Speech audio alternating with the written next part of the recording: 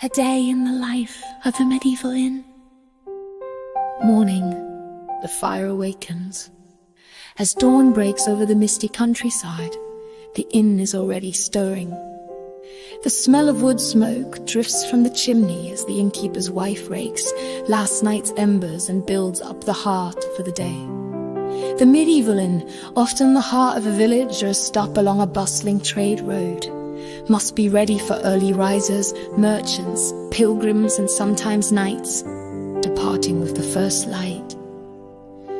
The kitchen is modest but busy.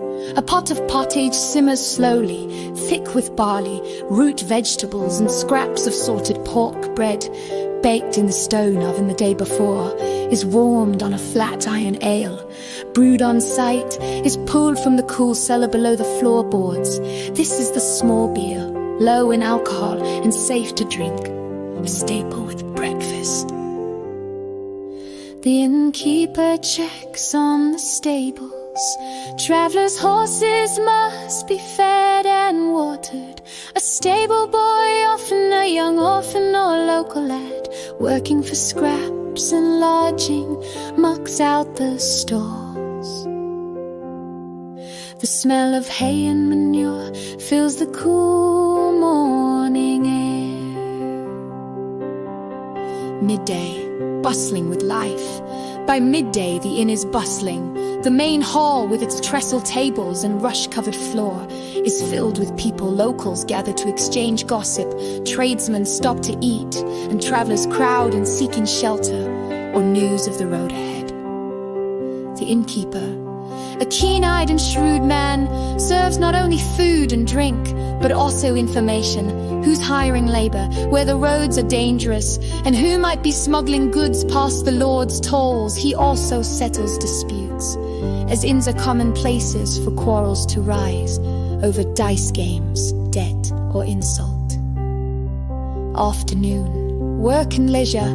Outside, a blacksmith might set up a portable forge, repairing horseshoes or cartwheels. Minstrels sometimes appear, playing a lute or pipe in exchange for coin or a place to sleep. The inn may host a small market, peddlers selling fabrics, spices, or foreign curiosities.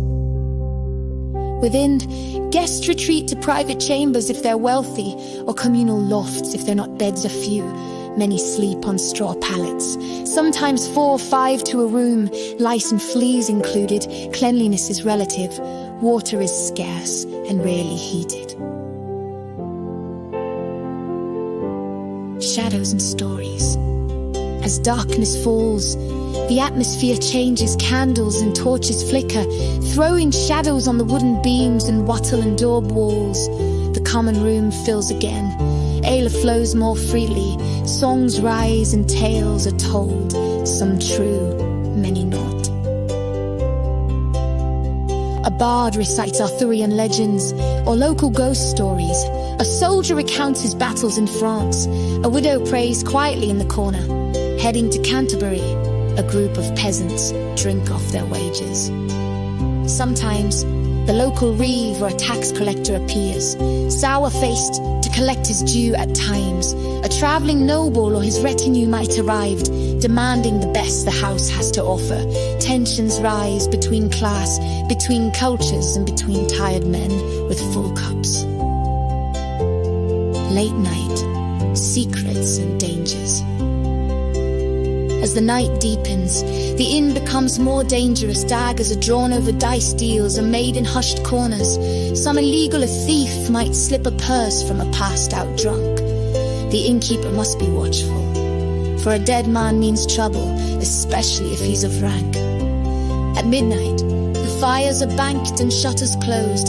Those remaining either sleep where they drank or sneak off to the hayloft. The night watch patrols the village, lantern in hand, wary of thieves or worse, bandits. More. The role of the medieval inn in society. In medieval society, the inn was far more than a rest stop. It was a community hub, a courtroom, a trading post, a place of worship, if no church was near, and occasionally a brothel inn served travelling merchants, pilgrims, itinerant craftsmen, and royal messengers. Some even served spies or fugitives. The best inns, often near city gates or monasteries, earned patronage from noble houses or church officials.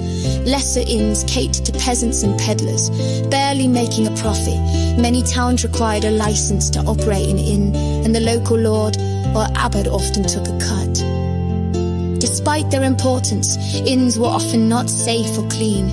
Crime was common disease, spread easily in cramped quarters, yet they were lively places, rich with humanity, noise, and the drama of everyday life in medieval times.